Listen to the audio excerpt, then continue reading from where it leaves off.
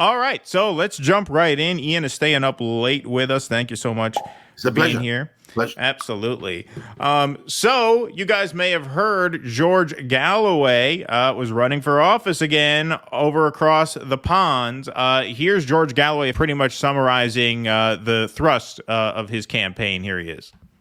Hundreds of thousands of British people all over this country throughout the last 4.5 months have been demonstrating their revulsion at the slaughter in Gaza and the support for it from the British government, the British Labour opposition, and the vast majority of the British media.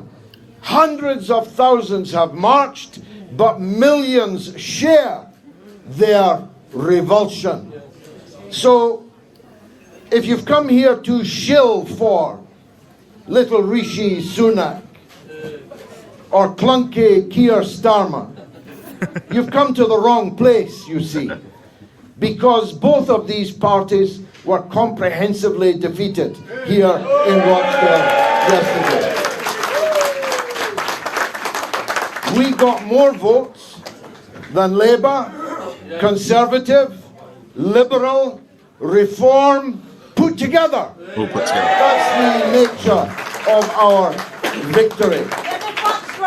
And people are going to have to come to terms with it, because I'm not the kind of man who's easily intimidated. I'm not intimidated by hostile journalists and broadcasters. I'm not intimidated by cameras being pointed in my face. I'm afraid only of God, you see. I'm afraid only of God. And his wife. And you will not trick me or force me into retreating from the platform on which I stood and for which I now have a mandate that I will take into the House of Commons on Monday. I'm not Jeremy Corbyn, you see. I don't turn the other cheek. If you slap me, I'll slap you back. That's my attitude. All right. I misspoke slightly there. I just want to correct that. I said it was on the campaign trail. This is obviously after the vote happened. Let's just go to headline here. Rochdale by-election landslide win for George Galloway. There are the numbers right there, 39.7%. Not a technical majority, but with 6 people in the race, that's about as close to 50% as you can expect to come. Just obviously a rout. No one got anywhere near him. Especially none of the two major parties. You see the Conservatives finishing a distant third at 12, and then Labour 7.7. Here he is on his victory night speech saying this. All right. Hang on. Before we move on, I want to clarify a couple of things. Okay, so sometimes you'll have people here who will run as an independent who will just kind of slap a party affiliation on. Is the Workers' Party an organized party there, or is it a case like that where he adopted a label? No. So George created the Workers' Party a couple of years ago, and it's growing, and it's growing. So as he, not in that particular video, in some of the other videos, he said that the plan is to field local candidates in other areas. Okay. As a real political party with George as the leader. So this is his own party that he's creating. Yeah. So really an independent in a true sense. Absolutely. Here he is on election night saying this is for Gaza. Starmer, this is for Gaza. You have paid and you will pay a high price for the role that you have played in enabling, encouraging and covering for the catastrophe presently going on in occupied Palestine in the Gaza Strip. So, Ian Puddick, you are a friend of George's. You know him very well. You worked on this campaign a great deal. I'll put up the final count once again. You can see a landslide victory. Did you guys on the campaign see this coming? Did you expect to win by a landslide? Did you expect to win but tightly? Did you not expect to win? What was your feeling as the results came in? Were you shocked that this happened, or was it something you saw coming? So there's a whole load of questions there. So George, obviously, as the Workers' Party, had a campaign team at a headquarters that arranged everything. Was I part of that? The answer is no, because I have a full-time job, 2 full-time jobs with my gin distillery and my plumbing company. I just went up there on a personal level, just to go and bang on doors and canvass. And you were a volunteer, right? Absolutely. And I just think the reason I say that, because the people that were there from day one, putting all that hard work in, I wouldn't want to sort of say, yeah, I was doing all of that when I wasn't, and it would detract from them. I wouldn't be fair. So to answer the other questions, the issues that we talked about on the doors were all local issues, and they're the same issues whether in London, Manchester, Scotland, or in Rochdale. Local healthcare, policing, crime, roads. People have the same concerns. There's not some sort of magic bubble in Rochdale that differentiates from the rest of the country. Gaza obviously did come up, but was it the main issue on the doors? I don't think so. But it would depend from the areas that you're in, if that makes sense. So if you're in a very Asian area, the Gaza issue would definitely come up. If you were in a white working class area, it would come up significantly less. Right, because one of the many smears that the media has tried to put on him before the vote and since is that he ran on Gaza at the expense of running on domestic and local issues. And he said, A, that's not true, and B, as he's made the point several times, I believe he may have made this point today on his stream. I caught some of it. No one's free unless everyone's free. And so don't tell us we don't have a stake in what's going on in Gaza right now, because, of course, the whole world does. Absolutely. But just imagine, just to go back to what you said, imagine that he only campaigned on Gaza and not local issues. He won. Right. He won. Right. He won. So even if he just didn't talk, I mean, he did, obviously, but I'm just saying if he didn't, if he was just Gaza, he won. And he won massively. So the point is, they'll do anything to smear him. Absolutely anything to smear him. Well, it's something. He's not a man you can bribe. He's not in the pockets of big business. There's no donors that are going to chuck loads of money at him. It's just not going to happen.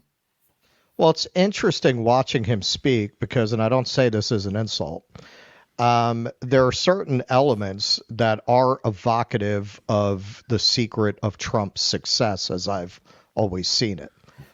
You look at Bernie Sanders, and he always crawled away like a mouse when the media would come at him.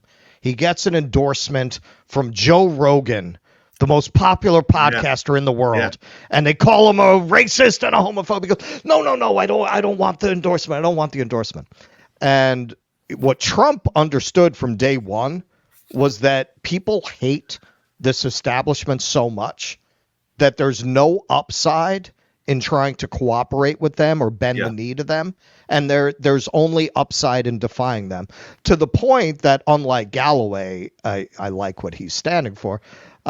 Trump, when he said about John McCain, I prefer people who didn't get captured, everyone thought that was the end of him. Yeah. But just because he didn't bow to them, it made him more popular, in spite of the fact that it was a pretty repugnant thing to say. Of course. Just the defiance itself. So seeing him go up there and say, honestly, as an American, seeing anybody with a leftist perspective, and honestly, the nicknaming is reminding me of Trump too. Well, yeah, because I noticed in the other clip he calls him Little Rishi Sunak. Yeah, it's great. But hey, that's being good at politics. That's why Trump won. I mean, that's the essence of it, I think. And on the left here in America, we have nothing comparable to that. We have nothing comparable to a leftist with balls. There's nothing like that. No, that's true. No, I mean, sit down and have a cup of tea with George. He's warm. He's friendly. He's very funny. He's really funny. He's so clever. I hate him. He's really, really clever. and he knows how to connect with people. He's got charm, bags and bags of charm, and he stands up for the small man. I mean, it's just like a perfect storm. It's just a perfect storm. But obviously, that narrative doesn't fit in with what the big guys want, if that makes sense. Well, it also seems like you just have a very different electorate, and I would tie this even to, I went to see An Enemy of the People, and we did a little segment on it. How, wow, in America, I just don't think they would do An Enemy of the People as a critique of the liberal class. Not at a Broadway level, because the liberals are the ones controlling what gets on the stage. We often lament, it doesn't matter who you run. The Democratic voters are too stupid.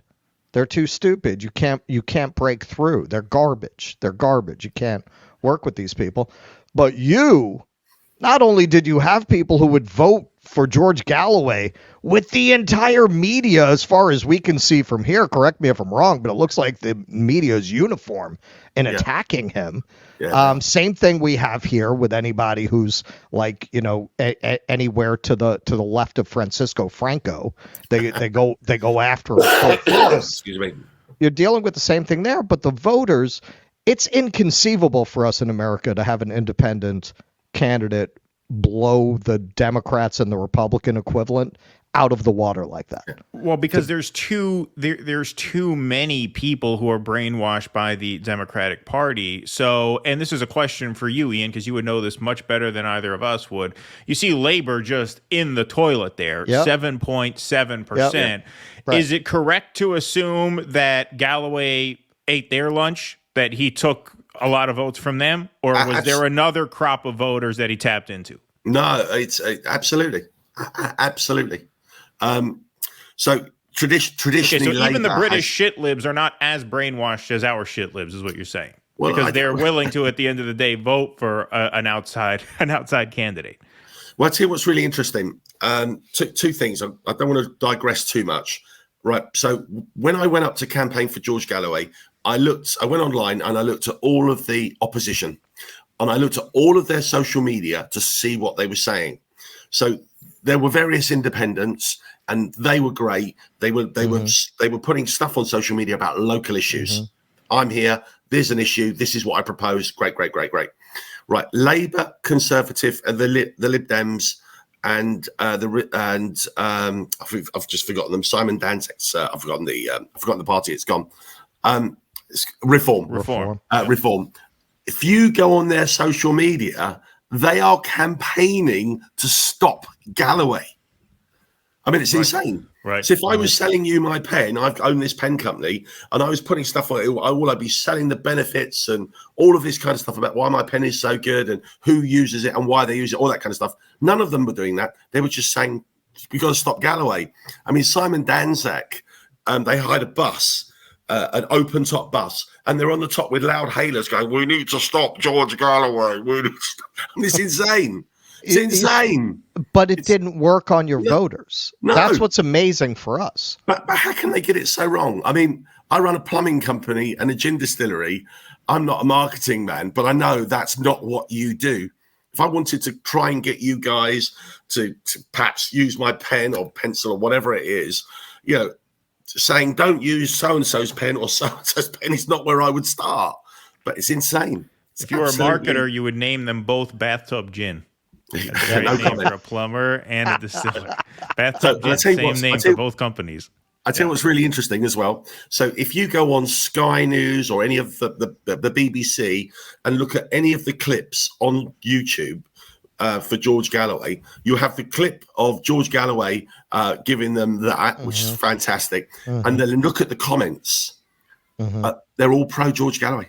I'm really not that they are pro. These are people saying, I don't like George. I wouldn't vote for George, but good on George for doing this. Good on George for doing that. So these are people that are not naturally affiliated or warm to him, saying how well he's done and they like what he's doing. All right. Well, let's go. Sorry, I didn't mean to cut you off. No, but it just shows you the real disconnect from the establishment and George, who, is a street fighter, See, what we have here, I think, is the majority of the population that would align naturally with kind of more progressive, eat the rich kind of politics, they've been so demoralized and overworked, they've given up on politics. And maybe that's because you're able to get on the phone and go see a doctor. And our people are too overworked, too stressed out to really get involved in politics. So the only people you get involved are people with the comfort and privilege to actually get involved in it. And those are the ones that the media messages are really speaking to. Please clap.